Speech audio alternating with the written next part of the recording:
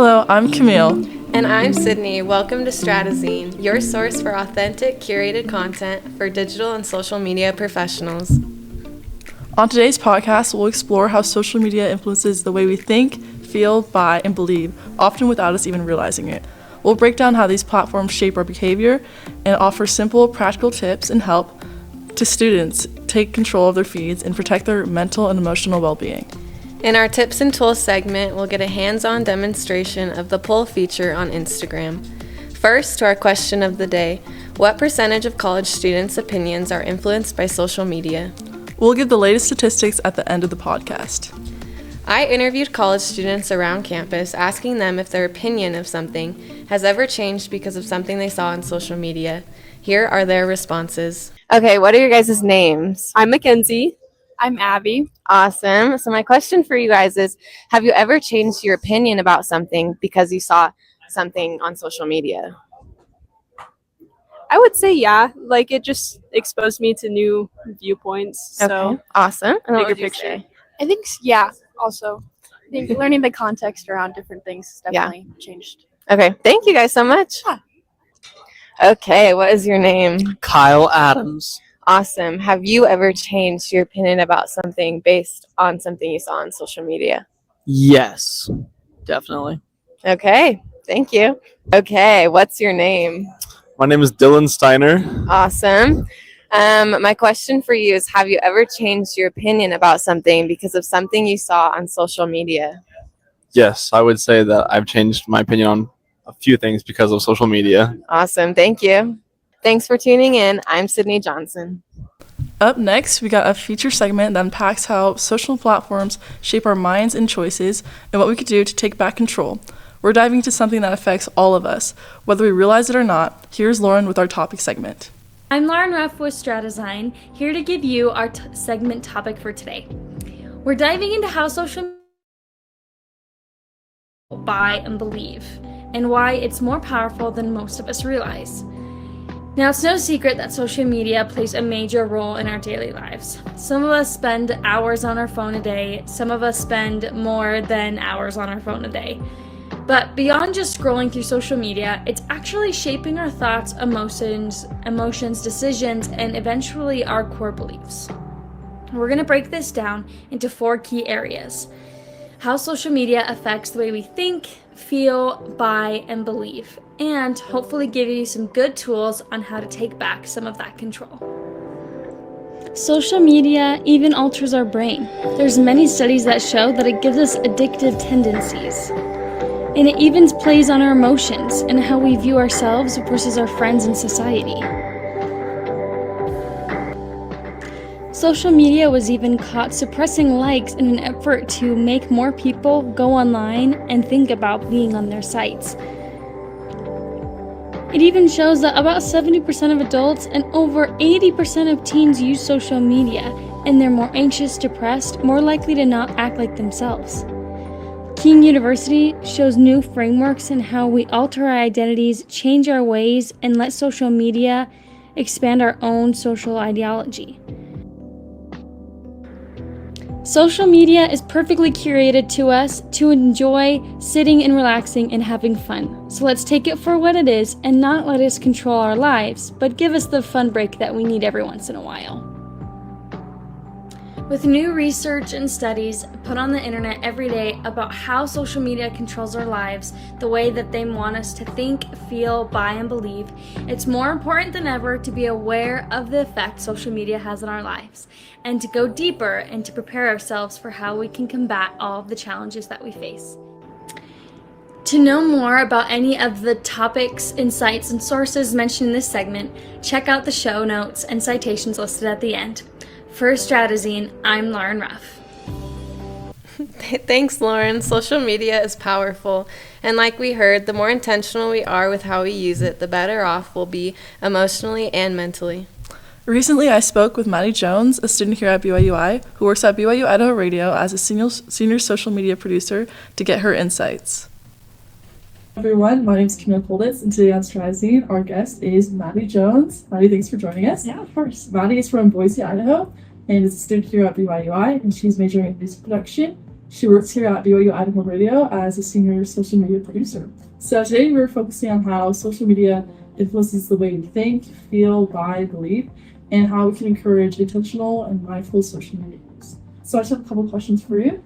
So what are some social media strategies that you've noticed that influence people to engage in content? Most of the time I get lots of people who are like trying to teach people how to get better engagement on their social media, and they will be talking about how they have a visual hook that stays on the screen for just a few minutes, not minutes, seconds, and then they have an audio hook, they have more information popping up on screen, and then more information in the caption. That's one way to get people to stay on their content. They just want you to stay as long as possible, because the more views they get, the more likes they get, the more money they can get as influencers. In what ways does scrolling through social media platforms make people feel happier or more stressed? Obviously, we hear a lot about the things that make us more stressed. With social media, people like to talk about that a lot. And we're just kind of living in a constant dumpster fire of news right now, which is not helpful. And it's always there's always been tons of bad news throughout the world, but it's never been this widespread. Whether that's real news or not, because there's a lot of misinformation that gets spread by people, well-meaning people, but they don't do their research. We have this little box in our pocket at all times, just feeding us information, whether it's true or not. So that definitely can cause you tons of stress if you get scrolling and to get onto that side of Instagram. It's just, or TikTok or wherever, you're just being bombarded with news, and that's exhausting and causes a lot of stress for people. On the flip side, there's a lot of fun stuff that happens. There's a lot of creators that do really cool stuff. There's a lot of things you can learn, like small tips and tricks, like what I was talking about just a minute ago with the receptions. You can learn cool things for your reception, maybe find some things that you like better than other things, so that you don't have to do quite as much research. So that's a very happy thing. And then there's obviously like lots of memes and funny things just to make you giggle and send to your friends. Laughing causes chemical reactions in our brains as well that make us happier. Smiling makes us happier. So if you're smiling, laughing at a reel, it's going to make you at least a little bit happier. But you get both of those at the same time. So it's like, which one are you feeding yourself more with? Are you feeding yourself more with the stressors or more with the things that make you happy? Is the big question. How has working social media impacted you personally? I didn't have social media until I was 18. I was out of high school. My parents never let me have social media when I was a teenager, which honestly probably benefited me because I could build habits and like learn more about responsible social media use before I was thrown into it.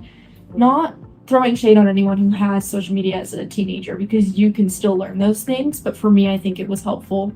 It's a good thing my parents were there. I'm kidding. They should be proud of that.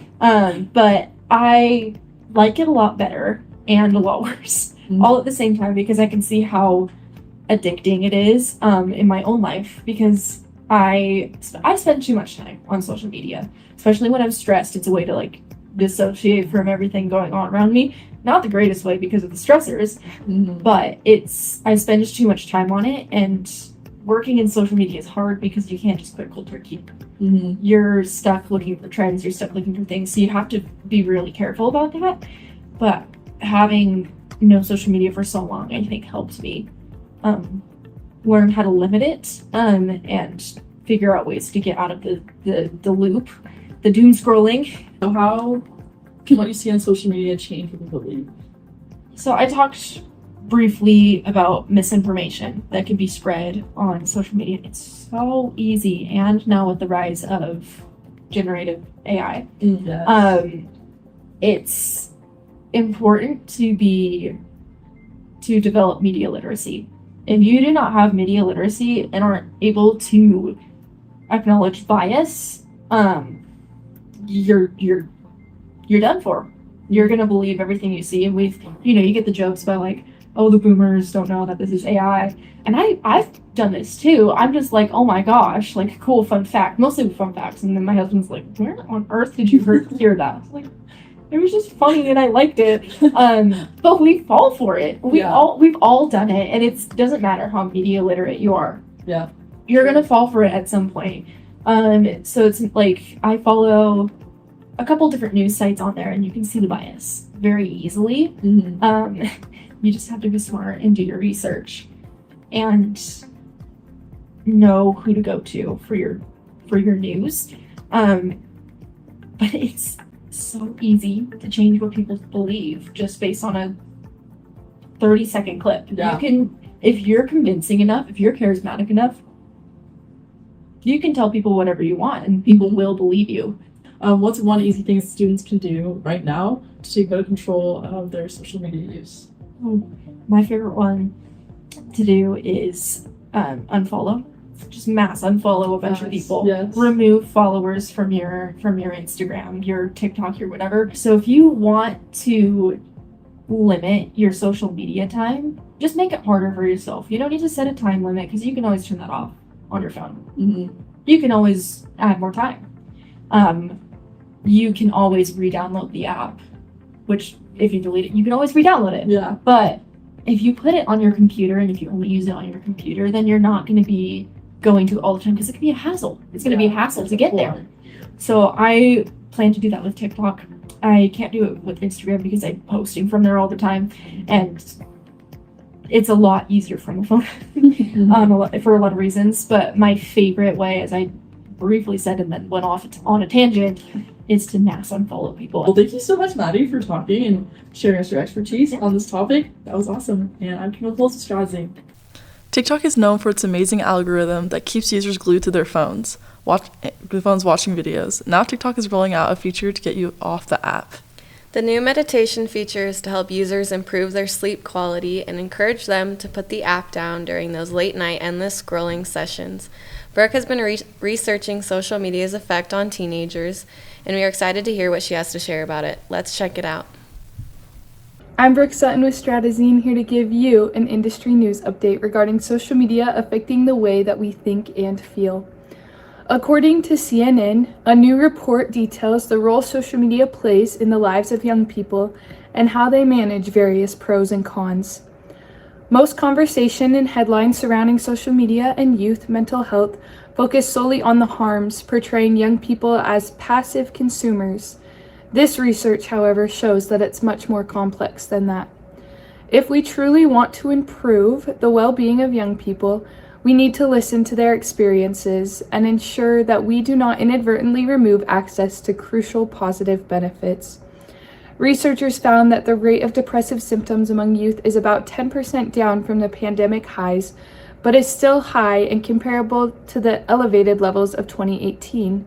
Nearly half of young people reported experiencing any severity of depression, and nearly a third, which is 28%, said they had moderate to severe symptoms.